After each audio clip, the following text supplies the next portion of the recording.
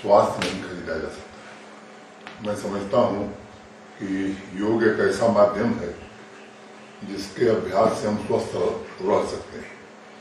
खासतौर से पिछले 1.5 वर्षों में योग का महत्व लोगों ने खुद ज्यादा महसूस किया है।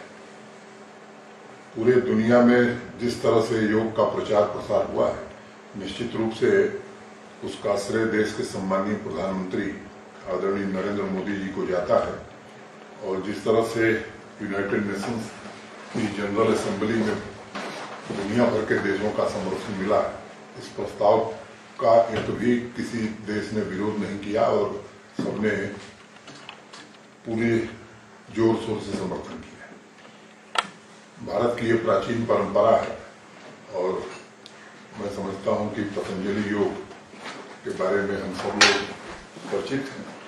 अनेक विधाएं हैं और मुझे लगता है कि आज के इस महामारी के दौर में घर में जिस तरह से हम रह रहे हैं, योग के माध्यम से निश्चित रूप से हम स्वस्थ भी रह सकते हैं और अपना मानसिक संतुलन भी ठीक रख सकते हैं। 21 जून अंतर्राष्ट्रीय योगा दिवस की मैं सबको हृदय से बधाई देता हूं और मैं उम्मीद करता हूं कि अपने घरों में रह करके जो हमने आज टैगलाइन बनाई है हमारे आयुष विभाग ने कि be with yoga and be at home, मैं समझता हूं कि इसका ध्यान करते हुए मन की शांति के लिए, शरीर के स्वस्थ होने के लिए और दोनों में संतुलन बना रहे, इसके लिए हम सब काम करेंगे। बहुत बहुत